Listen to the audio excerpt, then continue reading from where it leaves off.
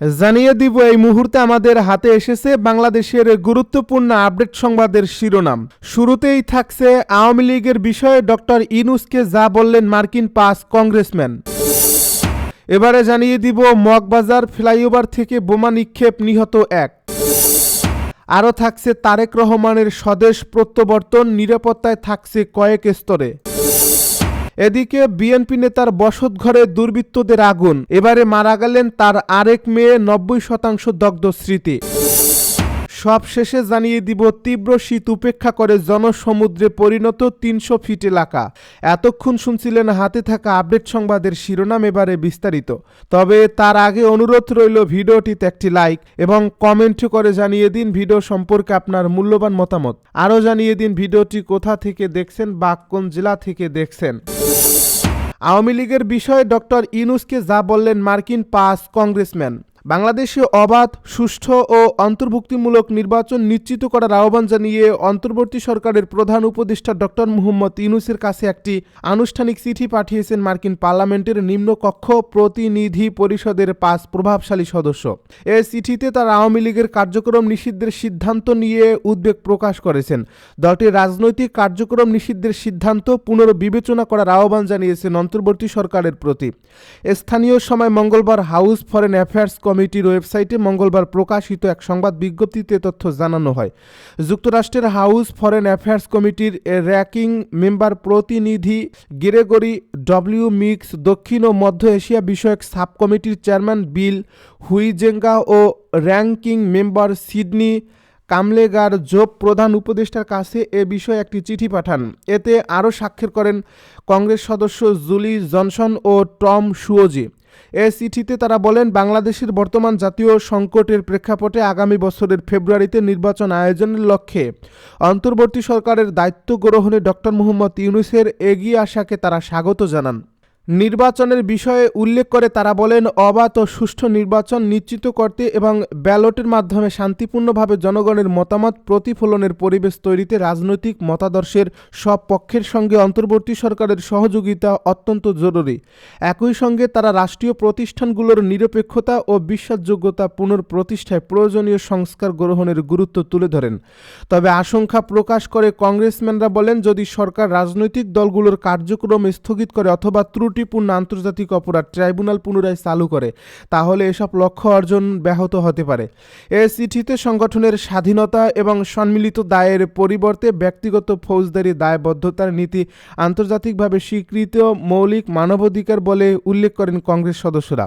তাদের মতে আইনের যথাযথ প্রক্রিয়ার মাধ্যমে অপরাধ ও গুরুতর মানবাধিকার লঙ্ঘনের সঙ্গে জড়িত ব্যক্তিদের বিরুদ্ধে ব্যবস্থা নেওয়ার পরিবর্তে কোনো রাজনৈতিক দলের সব কার্যক্রম একযোগে নিষিদ্ধ করা এসব মৌলিক নীতির সঙ্গে সামঞ্জস্যপূর্ণ নয়।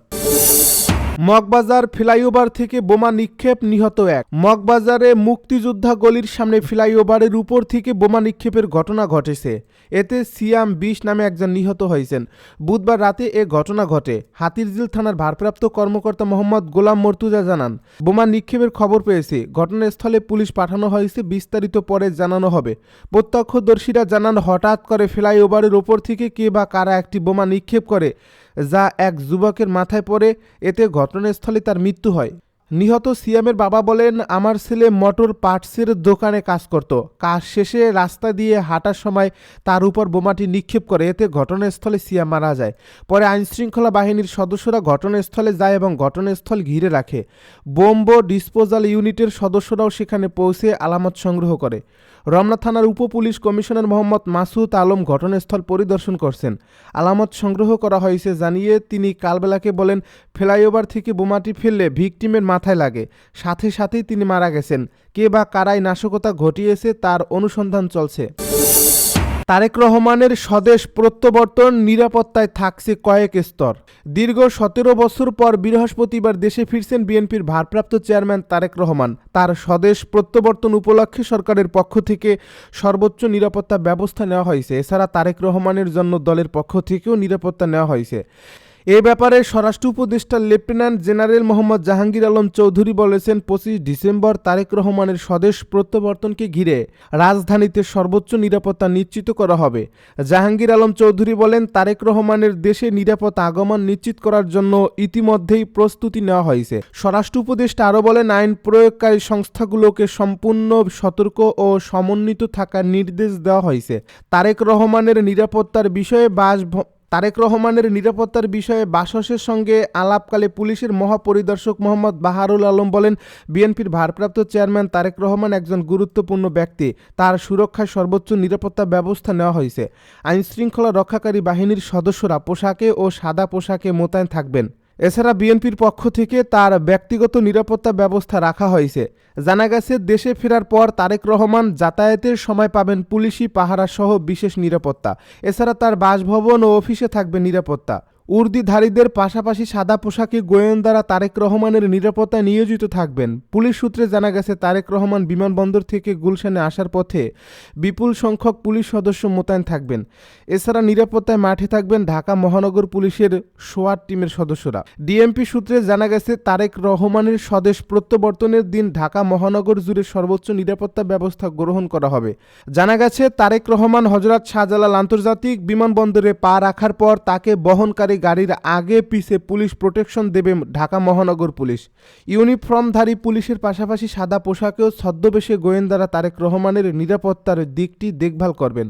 জানা যায়, তারেক রহমান বিমানবন্দর থেকে গুলশানে আসার পথে কয়েক হাজার পুলিশ সদস্য মোতায়েন করার সিদ্ধান্ত নেওয়া হয়েছে। এছাড়াও ওই দিন তার নিরাপত্তা উপলক্ষে মাঠে থাকবে ঢাকা মহানগর পুলিশের সোয়াট টিম, বোম ডিসপোজাল ইউনিটের সদস্যরা। তার বাসা ও অফিস ডগ স্কোয়াড দিয়ে সুইপিংয়ের মাধ্যমে নিরাপত্তার দায়িত্ব নেবে পুলিশ।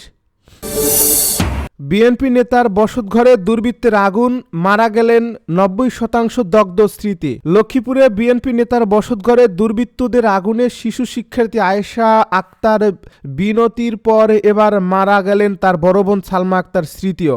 আগুনে শরীরের 90% দগ্ধ হয়ে স্মৃতি আইসিইউতে ভর্তি ছিলেন। বুধবার রাতে জাতীয় বার্ন ও প্লাস্টিক সার্জারি ইউনিটের আইসিইউতে চিকিৎসাধীন অবস্থায় তিনি মারা যান। রাত 1টার দিকে লক্ষ্মীপুরের অতিরিক্ত পুলিশ সুপার হোসাইন মোহাম্মদ রায়হান কাজেমি বিষয়টি নিশ্চিত করেছেন। স্মৃতি সদর উপজেলার ভবানীগঞ্জ ইউনিয়ন বিএনপির সহ সাংগঠনিক সম্পাদক ব্যবসায়ী বেলাল হোসেনের মেয়ে। বেলাল নিজেও আগুনে দগ্ধ হন।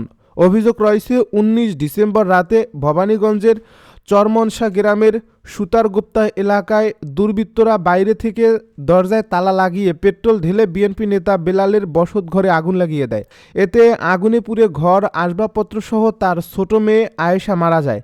আগুনে বেলাল সহ তার বড় মেয়ে স্মৃতি, মেজ মেয়ে 8ম শ্রেণী পড়ুয়া সাইমা আক্তার বিথি দগ্ধ হন। এর মধ্যে বেলাল লক্ষ্মীপুর সদর হাসপাতালে ভর্তি থেকে চিকিৎসা নিয়েছে। স্মৃতি ও বিথিকে জাতীয় বার্ন ও প্লাস্টিক সার্জারি ইউনিটে দেওয়া হয়। আগুনে স্মৃতির শরীরের 90% ও বিথির 2% শরীর দগ্ধ হয়। বিথিকে চিকিৎসা শেষে হাসপাতালে ভর্তির পর দিনই ছাড় দেওয়া হয়। তবে স্মৃতি আইসিইউতে মৃত্যুর সঙ্গে পাঞ্জা লড়ছিলেন। অবশেষে মৃত্যুর কাছে হেরে গেলেন তিনি। একদিকে মঙ্গলবার রাতে বিএনপি নেতা বেলাল বাদী হয়ে অজ্ঞাতদের আসামি করে সদর মডেল থানায় মামলা দায়ের করেন। ঘটনার পর থেকেই পুলিশ ঘটনাটি তদন্ত কাজ করছেন। পুলিশ ঘটনাস্থল থেকে 3টি তালা উদ্ধার করছে। এর মধ্যে 2টি তালা লক ও একটি খোলা অবস্থায় পাওয়া গেছে। তবে পেট্রোল ঢেলে আগুন লাগানোর আলামত পাওয়া যায়নি বলে জানিয়েছে পুলিশ। তীব্র শীত উপেক্ষা করে জনসমুদ্রে পরিণত 300 ফিট এলাকা। বিএনপির ভারপ্রাপ্ত চেয়ারম্যান তারেক রহমানের দেশে ফেরা উপলক্ষে গণসংবর্ধনার আয়োজন করছে দলটি। রাজধানীর 36 জুলাই এক্সপ্রেসওয়ে অর্থাৎ 300 ফিট এলাকায় এই আয়োজনের প্রস্তুতি হিসেবে মঞ্চ তৈরির কার্যক্রম সম্পন্ন হয়েছে। তীব্র শীত উপেক্ষা করে সংবর্ধনা স্থল জনতার স্রোতে পরিণত হয়েছে। বৃহস্পতিবার ভোরেই পরিপূর্ণ হয়েছে মঞ্চ এলাকা। অনেক নেতাকর্মী খোলা আকাশের নিচেই রাত কাটিয়েছেন। এখনও বিভিন্ন এলাকা থেকে নেতাকর্মীরা আসছেন। প্রায় 17 বছর পর বৃহস্পতিবার দুপুরে লন্ডন থেকে দেশে ফিরছেন তারেক রহমান। তার স্বদেশ প্রত্যাবর্তনকে স্মরণীয় করে তুলতে এবং রাজকীয় সংবর্ধনা দিতে এ মঞ্চ নির্মাণ করা হয়েছে। তার আগমন উপলক্ষে রাজধানী সহ বিভিন্ন জেলা থেকে নেতাকর্মীরা সংবর্ধনা স্থলে উপস্থিত হতে শুরু করছেন। স্লোগান, প্ল্যাকার্ড ও উচ্ছ্বাসে পুরো মঞ্চ এলাকাকে উৎসবমুখর পরিবেশে পরিণত করছে। বুধবার সকাল থেকেই মঞ্চের শেষ মুহূর্তের কাজ ও সজ্জার প্রস্তুতি প্রায় সম্পন্ন হয়েছে। সরেজমিনে দেখা গেছে ব্যানার, পতাকা, তোরণ ও আলোকসজ্জায় সাজানো মঞ্চ এলাকা পরিদর্শনে নেতাকর্মীরা হাজির হচ্ছেন। অনেকেই আগের রাত থেকেই অবস্থান নিয়েছেন। নিরাপত্তা নিশ্চিত করতে মঞ্চ ও আশপাশের এলাকায় পুলিশের পাশাপাশি সেনাবাহিনীর টিমও টহল দিচ্ছে। সংশ্লিষ্ট সূত্র জানায়, সার্বিক নিরাপত্তা ব্যবস্থায় ঝুঁকিমুক্ত পরিবেশ নিশ্চিত করতে সমন্বিতভাবে কাজ চলছে। সরেজমিনে গিয়ে দেখা যায়, বিশ্ব রোড মোড় থেকে পূর্বাচলমুখী সড়কের উত্তর অংশে দক্ষিণমুখী করে বাঁশ ও কাঠ দিয়ে তৈরি হয়েছে 48 ফুট বাই 36 ফুটের বিশাল মঞ্চ। এখন অপেক্ষা শুধু তারেক রহমানের আগমনের। আরও দেখা গেছে 48 বাই 36 ফুট আকারের বিশাল মঞ্চে বসানো হয়েছে এলইডি স্ক্রিন। সেখানে বাংলাদেশে জাতীয় পতাকার প্রতিচ্ছবির উপর লেখা রয়েছে তারেক রহমানের ঐতিহাসিক স্বদেশ প্রত্যাবর্তন। এছাড়া নিরাপত্তার বিষয়টি বিবেচনায় রেখে মঞ্চে অবস্থান নিয়েছে বিএনপির ভারপ্রাপ্ত চেয়ারম্যান, নিরাপত্তার নিজস্ব বিশেষ সিকিউরিটি টিমের সদস্যরা।